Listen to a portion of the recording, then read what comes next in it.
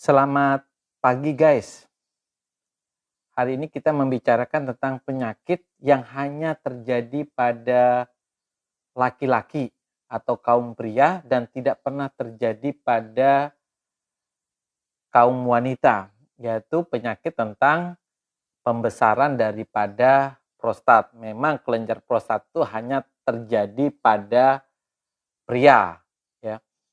Semua laki-laki punya prostat tanpa kecuali. Tetapi ketika usia menjelang 60 tahun, itu mulai terjadi pembesaran daripada prostat. Nah, pembesaran prostat itu gejala antar satu orang ke orang lain berbeda-beda. Bahkan walaupun pemeriksaannya terjadi pembesaran prostat, ternyata gejalanya tidak ada sama sekali atau asimptomatik. Jadi kita hari ini berbicara tentang BPH, ya, pembesaran daripada kelenjar prostat yang jinak. Nah, gejalanya umumnya ya, pertama pada waktu kencing itu tidak lancar, buang air kecil tidak tuntas. Dan ini sering terjadi di usia-usia di atas 60 tahun.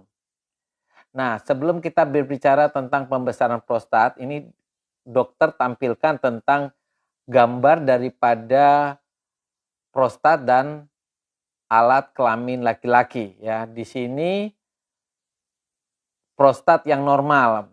Di sini kelenjar prostat itu posisinya ada di saluran kencing laki-laki, yaitu tepatnya di pangkalnya, ya, di antara kandung kemih dan uretra atau saluran kencing.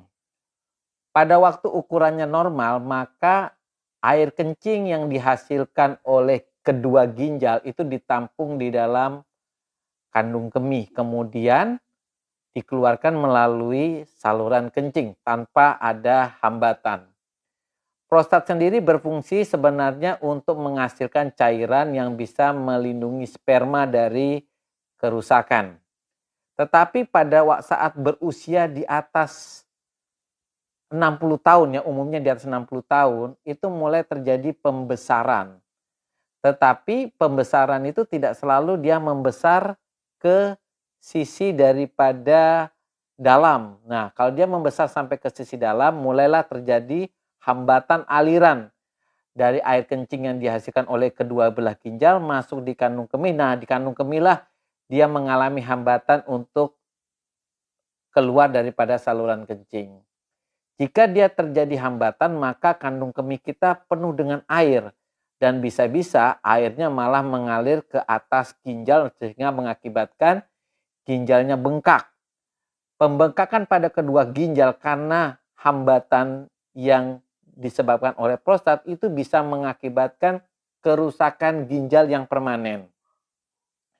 Gejala-gejala pembesaran prostat bisa saja ukuran prostatnya membesar tapi tidak bergejala, ya. Tapi umumnya kalau dia bergejala, pertama kesulitan untuk mengeluarkan air kencing, terutama di awal dari kita membuang air kecil. Kemudian kalau kita pun membuang air kecil, kita harus mengejan.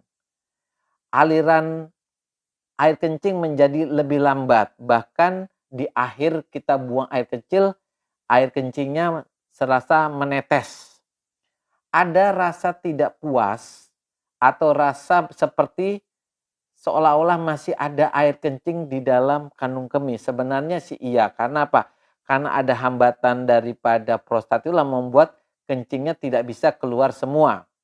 Bahkan sebagian dari teman-teman yang menderita pembesaran prostat jinak ini itu ada mengompol di malam hari atau orang bilang merembes, ya, itu di malam hari. Sebenarnya itu sering terjadi karena apa? Karena biasanya air kencing mengalir tanpa sengaja pada waktu kita tidur. Lalu apa bahayanya sih kalau kita menderita pembesaran prostat? Tentu pembesarannya adalah kalau kita menderita 3 hal ini, ya, yang dokter ingatkan. Pertama, kencing tampak berdarah.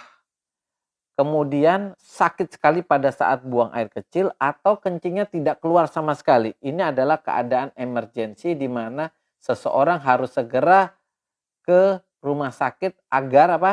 Minimal pertolongannya adalah memasang kateter agar air kencingnya bisa mengalir dengan baik sehingga tidak mengorbankan ginjalnya atau tidak menimbulkan kerusakan pada ginjal.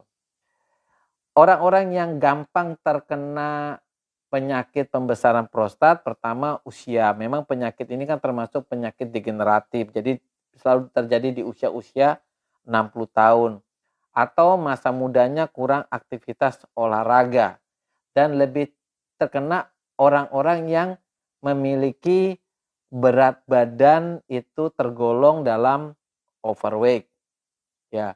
Jadi teman-teman, pembesaran prostat ini memang tidak selalu jinak ya, tidak selalu jinak. Ada pembesaran prostat yang bersifat ganas sehingga kita biasanya melakukan pemeriksaan darah yang menunjukkan adanya keganasan atau tidak yang kita sebut dengan pemeriksaan PSA.